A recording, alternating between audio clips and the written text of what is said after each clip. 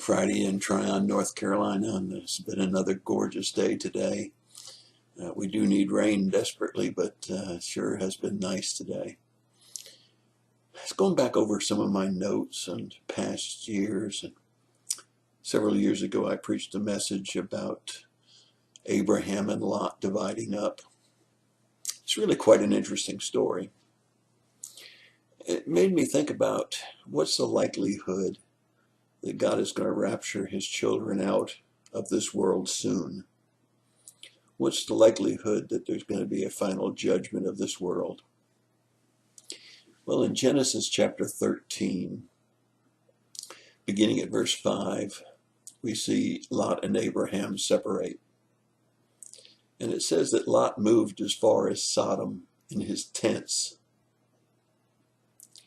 And then it says in chapter 14, Lot was living in Sodom. Now, I think it's very, very easy to say and honestly to say that Lot moved his tents and pitched them facing towards Sodom. And before long, the allurement of Sodom brought him out of his tent and into a house in Sodom. We know that the depravity of Sodom was great. So great that just 4 chapters later, God calls for judgment on Sodom.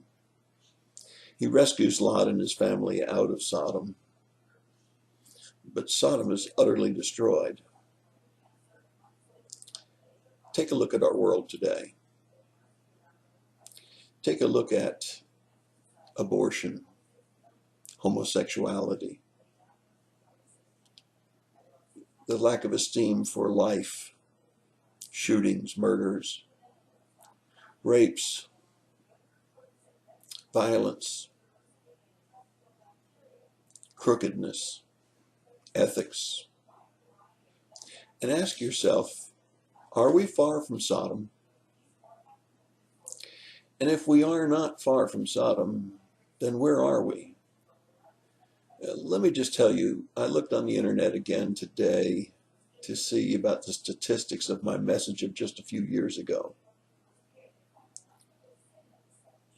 Gay and lesbian community people are much more likely, that is twice as likely, to have substantially more partners in physical relationship than are heterosexuals.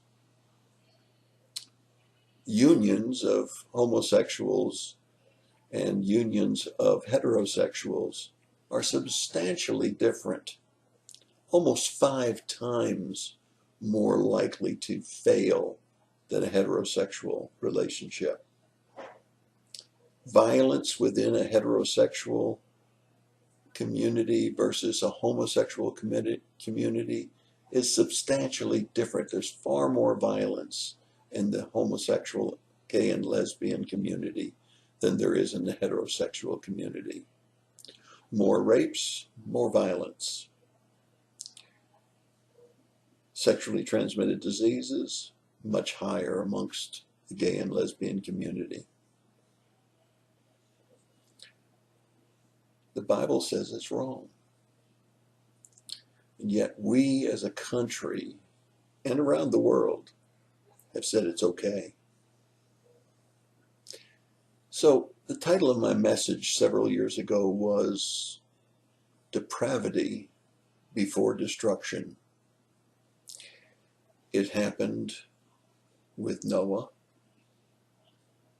It happened with Sodom and Gomorrah. It happened to Israel over and over again when they wandered away from God. Are we headed for a world collapse?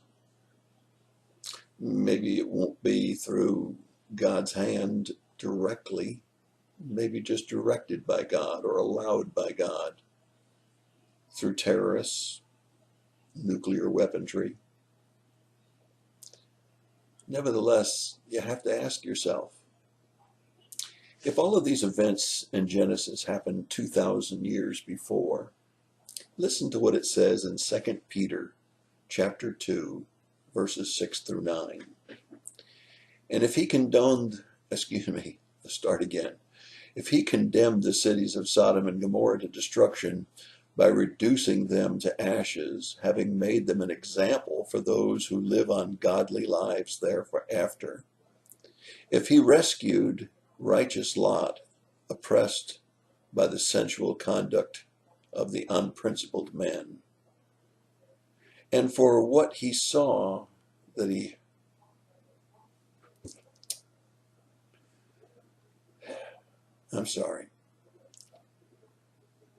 what he saw and heard, that righteous men, while living among them, felt his righteous soul tormented day after day by their lawless deeds.